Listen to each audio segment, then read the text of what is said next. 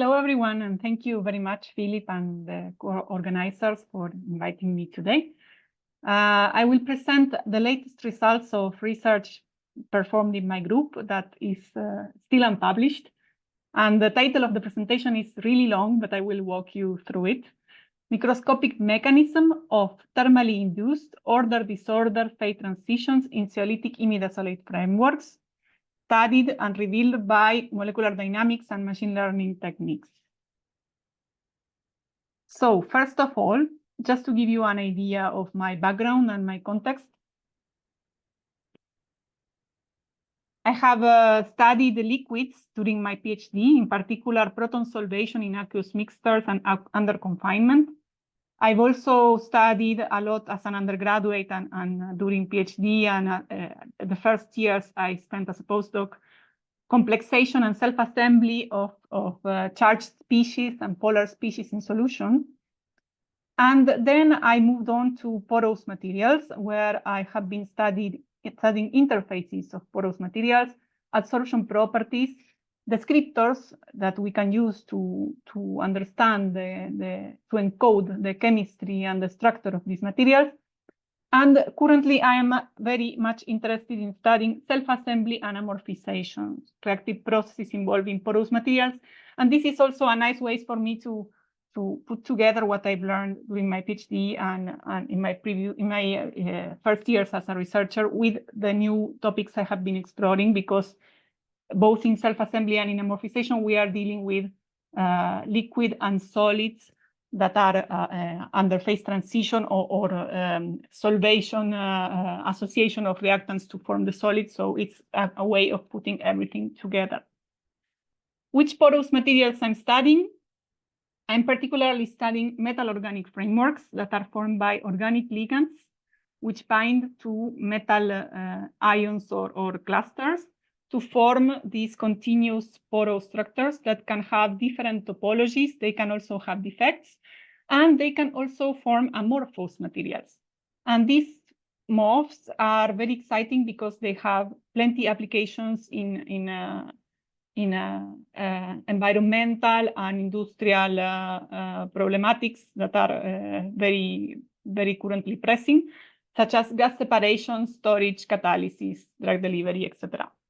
In particular, I'm interested in a family that is called zeolitic imidazolate frameworks, which are exceptionally stable MOFs, and they are called zeolitic imidazolate frameworks because they share structural features with zeolites. In particular, the metal ligand metal angles are very similar to the silicon oxygen silicon angles in zeolites, and this gives them similar topologies from those observed in zeolites, as well as some properties. For instance, the amorphization that some zeolites feature are also featured in some zeolitic imidazolate frameworks.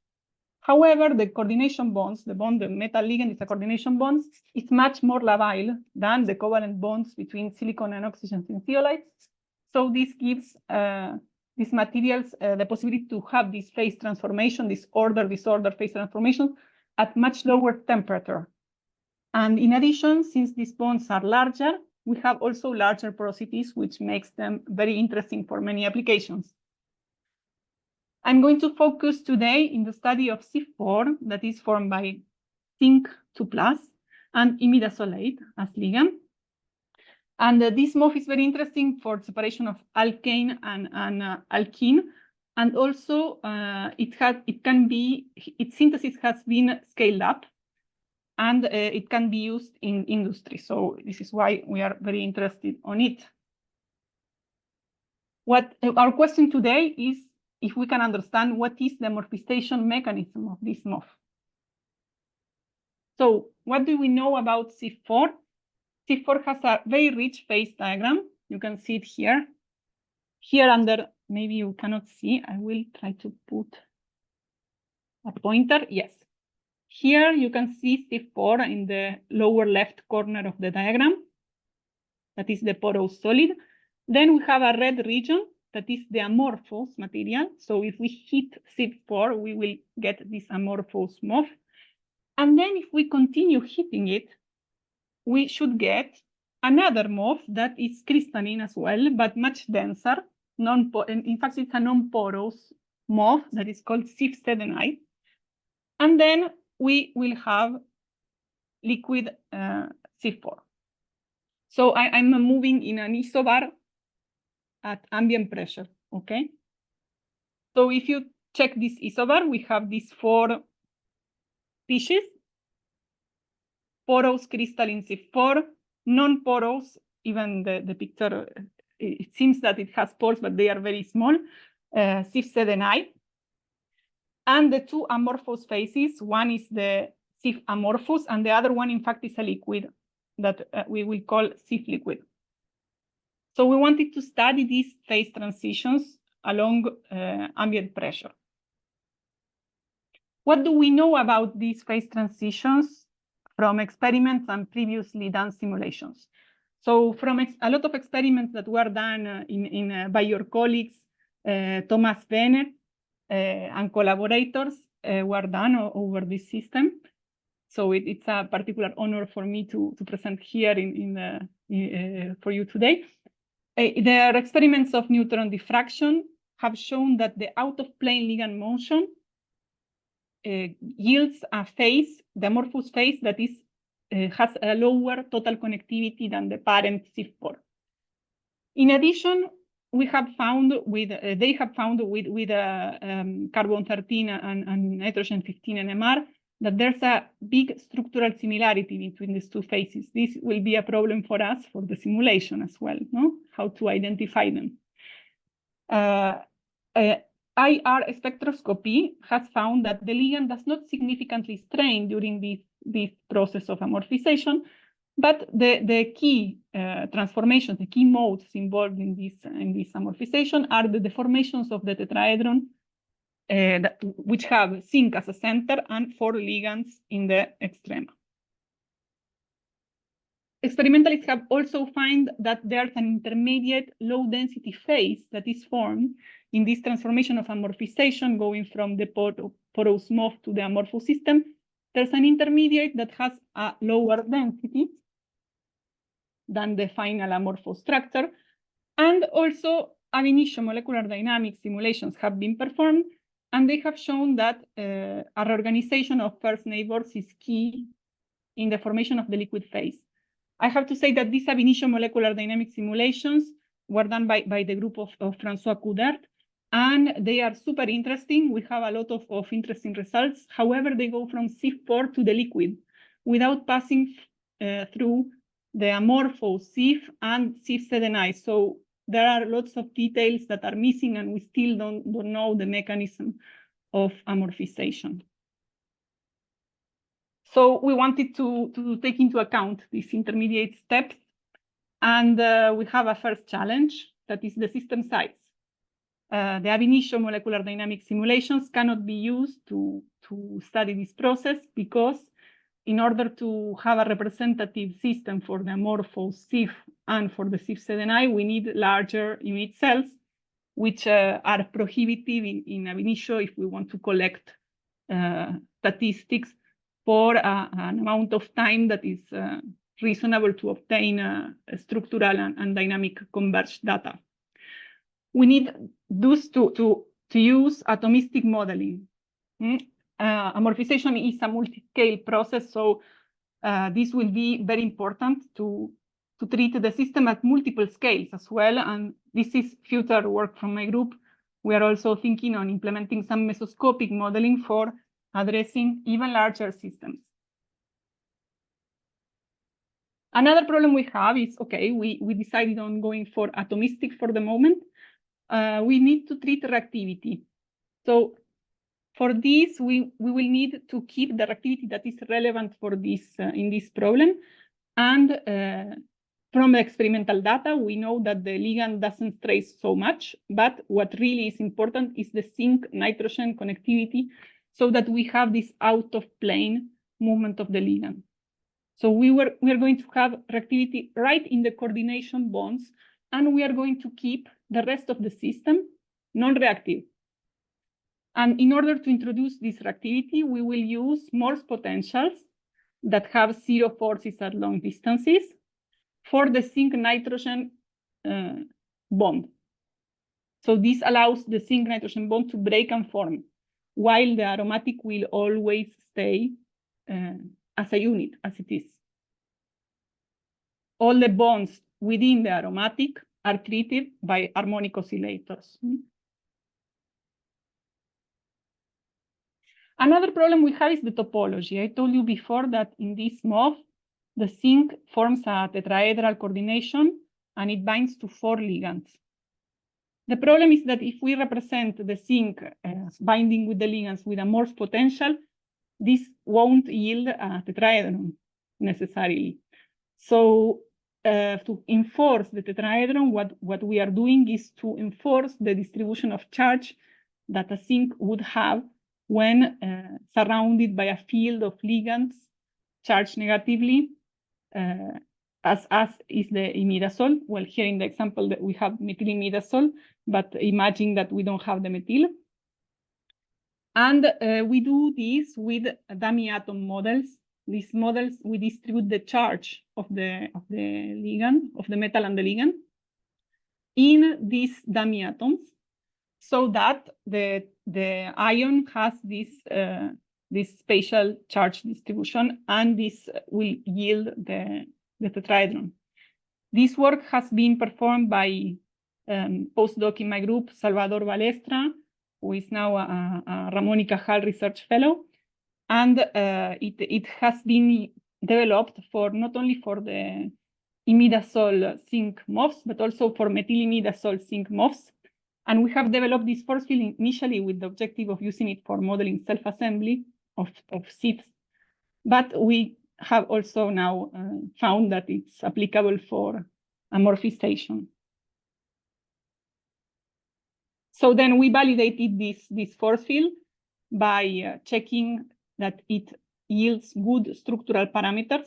This is our force field, non-bonded ZIF-FF. It's based on a force field called ZIF-FF that was developed in Canada by the Schmidt group. And it has this addition of the dummy atoms and the Morse potential. And it reproduces quite well experimental structure for several MOFs, ZIF-zni, and different ZIFs. And also, not only that, it also reproduces quite well the order of stability of different polymorphs that was computed by ab initio calculations in a work by Durholt and Kudert.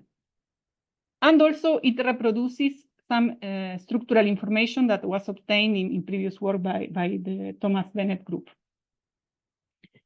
So we have this force field that can be used for zinc imidazole and zinc methylimidazole ZIFs. And we now try to apply it to model ZIF-4 amorphization. So how did we do this? This is a shim. What we did is, as experimentalists do, we did annealing. So we heated and cooled the system. In fact, this is a shim. It's not the real data that we published, that we think to publish. It's still unpublished. It's in archive, because we did some. We left the temperature constant in this upper part. It's not just heating and cooling. There's a part where the temperature has been left constant, so that we can extract different configuration and have initial configurations that are different for our simulations. No, this is important because these processes are stochastic, so we need to repeat the simulations many times with different independent initial copies to make sure that the results are reliable. So here you can see in this shim how the volume of the system starts. This is the volume of ZIF-4. And as we heat it maintains more or less its volume until it has a jump. And here is where the phase transition takes place. The ZIF-4 has now become amorphous. And then the volume of the amorphous phase follows the curve of heating and cooling. And when we reach the same initial temperature we had at the end of the process, the volume is different. So there was a phase transition that was irreversible. So we were happy to see that our force field indeed showed this phase transition.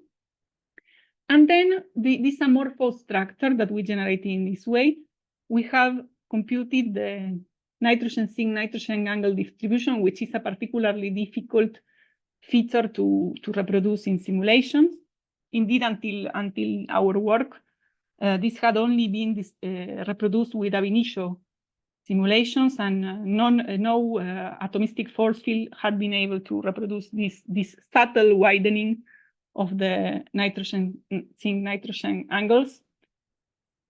Indeed, there's a publication by Castel and Coudert where they test here the blue curve is reactive-FF. So you can see that reactive-FF cannot feature this subtle increase in the angle distribution that explains this somewhat lower connectivity that has this amorphous phase with respect to the crystal. Here you can see this exactly because we have the radial distribution functions for the different systems, ZIF-4, ZIF-zni, the amorphous and the liquid. These are the zinc nitrogen radial distribution functions. So I told you the zinc is surrounded by 4 ligands. So we will find in the first sphere, we will find 4 nitrogens. No, so this is the integral of the C of R. And you can see that both crystalline phases, ZIF-4 and ZIF-zni, have reached 4 for the first peak of the RDF. The other 2 phases that are more disordered, the amorphous phase and the liquid phase, they reach 4 at larger distances. They take some time to reach there. So we can see already that there is a loss of connectivity. It's subtle, but it is there. And also we can see here in the inset of the radial distribution function that both crystalline phases go to 0 between the first and the second peak, as they should. And both phases that are disordered do not go to 0. So this is indicating this lower, it's in line with this lower connectivity. However, distinguishing the different materials is difficult. So how will we will identify if a chemical environment, a particular zinc, belongs to ZIF-4, ZIF-zni, ZIF-amorphous, or ZIF-liquid? We know from the NMR, from the experimental NMR, that the structural parameters are very similar, and they are very similar structurally. So it's complicated for us to develop an algorithm, and there we have to resort to chemical descriptors. And what we resorted here is to symmetry functions that are these objects that you see here. There are 2 kinds of symmetry functions. These are Wheeler-Parrinello symmetry functions. You can see here the reference. We have radial ones that are going to collect, they are related to connectivity, and they are going to collect interactions between particles I and J. And the angular symmetry functions that are going to take into account 3 body correlations. So we have 4 radials that are called here R1 to R4, and 8 angular symmetry functions that basically we change eta and lambda to obtain different functions. And we try to separate the four phases. Each of these colors is one of the phases, and these are box plots. So we have the distribution of symmetry functions for these 4 systems plotted here. And we can see that none of these symmetry functions can separate the 4 systems alone. Taken alone, all of them have superimposition of the distribution of values of these symmetry functions. So it's very difficult to separate these systems. However, we can use these symmetry functions in order to feed them to a neural network algorithm, and then ask this neural network algorithm to give us an output the probability of the system belonging to ZIF-4, ZIF-zni, ZIF-amorphous, and ZIF-liquid. So this is what we did. We trained a neural network where we gave 12 inputs that are the 12 symmetry functions we have, the 4 radials and the 8 angular, computed over a database of 12,000 liquid structures, 12,000 amorphous and 3,000 of each crystalline phase. We put more of the disordered phases because these are going to be the more challenging to solve. And then we ask the algorithm to give us the probability of this sink to belong in each of these cases. And we can color a snapshot where we have a partially ordered and partially disordered system as it being crystalline. The black is the crystal. Then the red is the liquid-like, and the green is the amorphous. So in this one, we can see 3 phases present. We can use this then to study the amorphization process. So just to give you an idea of the accuracy of the neural network, here is a confusion matrix. You have how many ZIF-4 environments were correctly predicted to be ZIF-4, 95%. For ZIF-zni, this is 94.6.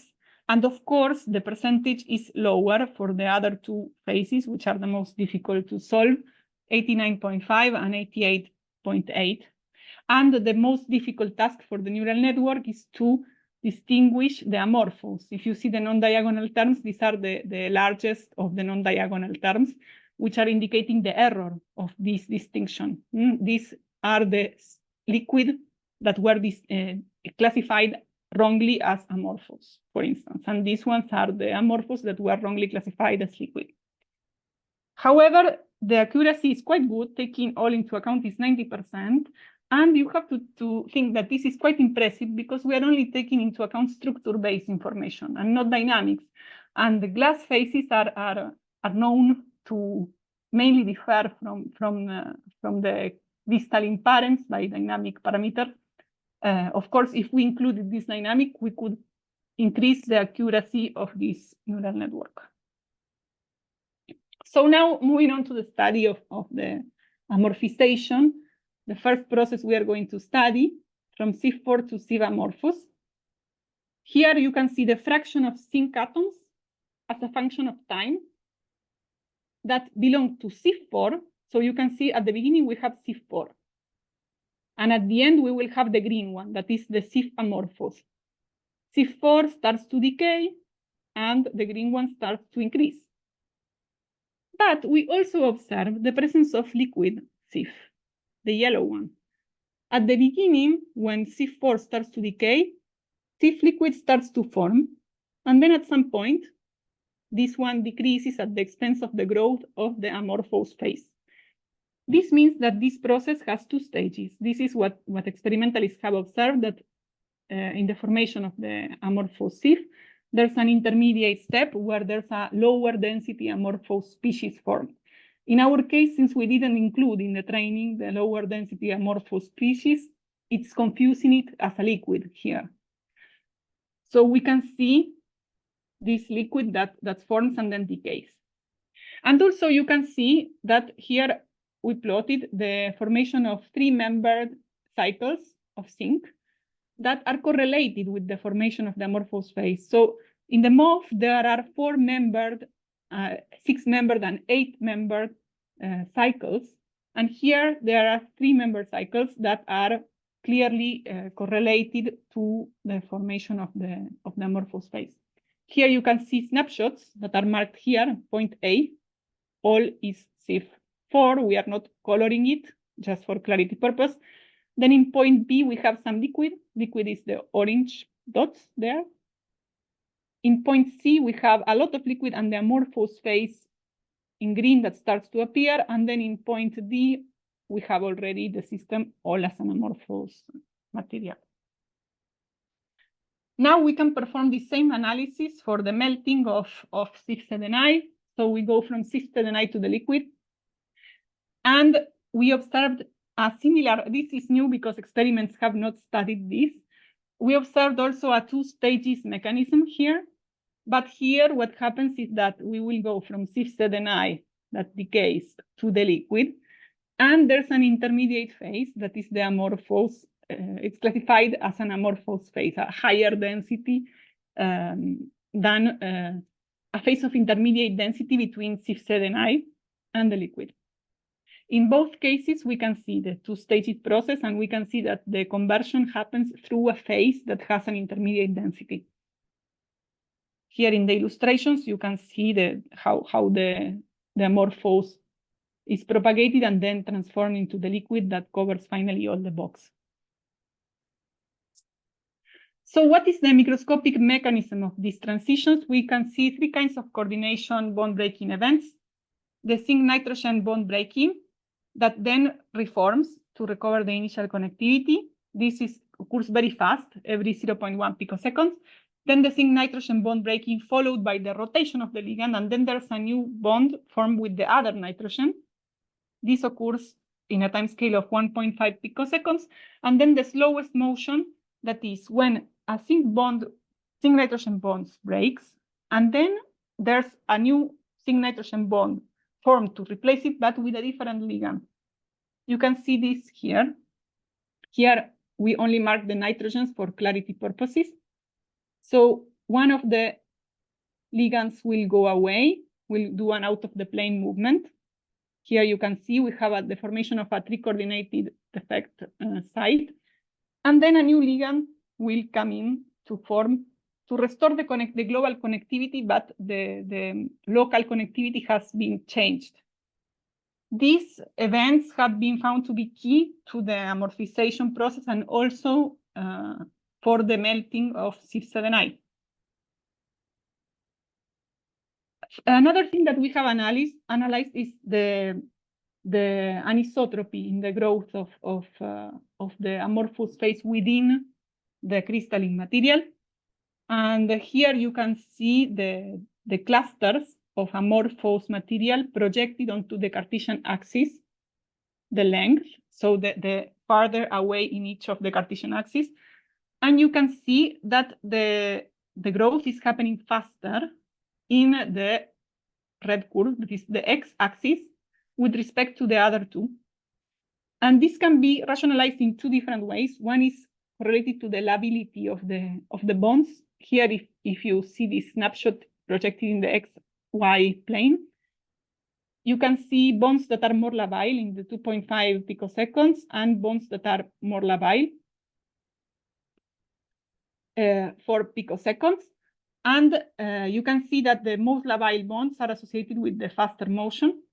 And finally, here, you can also see that the directions that are the red one, that is the faster, it's corresponding to a density that is more continuous along the simulation.